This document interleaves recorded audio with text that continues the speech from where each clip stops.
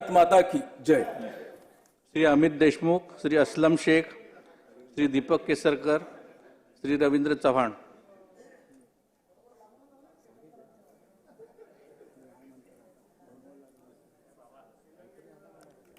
मी दीपक स्नेहलता वसंतराव केसरकर विधानसभेचा सदस्य म्हणून निवडून आलो असल्याने ईश्वर साक्ष शपथ घेतो की कायद्याद्वारे स्थापित झाले आहे अशा भारतीय संविधानाबद्दल मी खरी श्रद्धा व निष्ठा बाळगीन।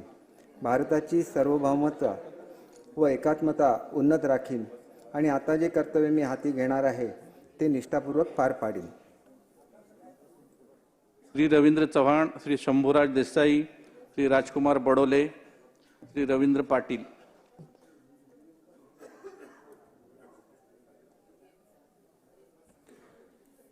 मी रवींद्र शुभांगिनी दत्तात्रय चव्हाण विधानसभेचा सदस्य म्हणून निवडून आलो असल्याने ईश्वर साक्ष शपथ घेतो की कायद्याद्वारे स्थापित झाले अशा भारतीय संविधानाबद्दल मी खरी श्रद्धा व निष्ठा बाळगेन।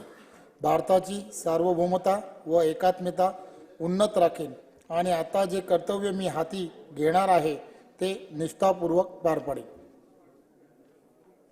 श्री शंभूराज देसाई, श्री राजकुमार बडोले, श्री रवींद्र पाटील।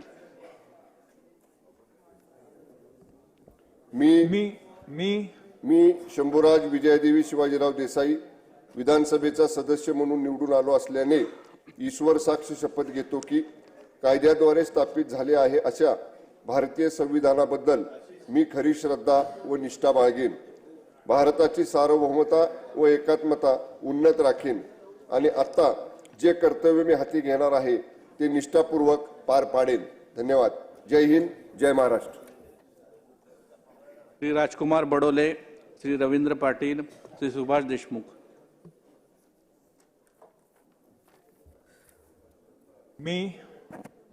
मी राजकुमार गंगाबाई सुदाम बडोले विधानसभेचा सदस्य म्हणून निवडून आलो असल्याने ईश्वर साक्ष शपथ घेतो की कायद्याद्वारे स्थापित झालेल्या अशा भारतीय संविधानाबद्दल मी खरी श्रद्धा व निष्ठा बाळगेन।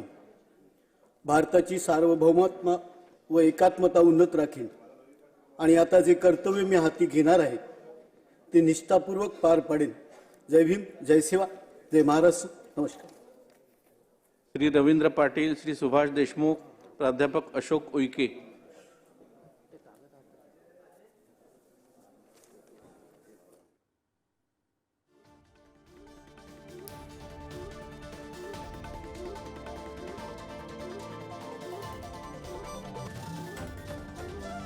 आपण सध्या हे दृश्य पाहतो एका ठिकाणी आमदार राहिलात, आता तिसरी हॅट्रिकचा चान्स आहे।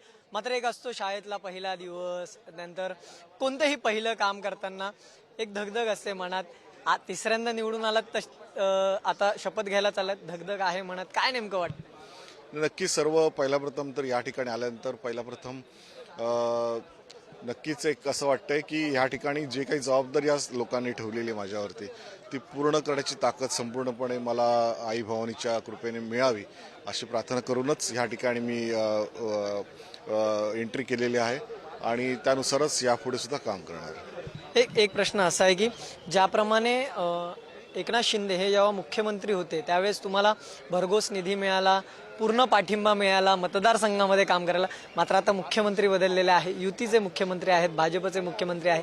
काय वाटतं, तसाच पाठिंबा, तसाच निधी ह्या सगळ्या गोष्टी मतदारसंघामध्ये मिळतील?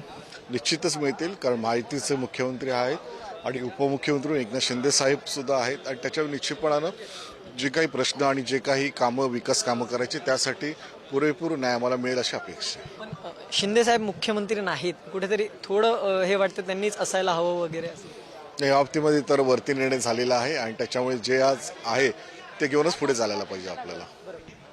5 वर्ष आता हातात आहेत, पुढची 5 वर्षात नेमका कशा प्रकारचा कायापालट हा कुर्लेकरांना बघायला मिळणार? निश्चितपणानं यावेळेला आमदार दिलीप मामा लांडे माझ्यासोबत आहे। मामा, दुसऱ्यांदा या ठिकाणी विजय मिळवलेला आहे। कुठेतरी असं म्हटलं जात होतं की समोरचा जो उमेदवार आहे तुमचा तो तुम्हाला पराभूत करेल, तो यंदा निवडून येईल, कारण की मागच्या वेळेस कमी मताधिक्याने तुम्ही विजयी झाला होता, यावेळेस तुमचा पराभव होईल अशा चर्चा होत्या। मात्र विजय जो आहे तो दणदणीत मिळवलेला आहे, काय सांगाल?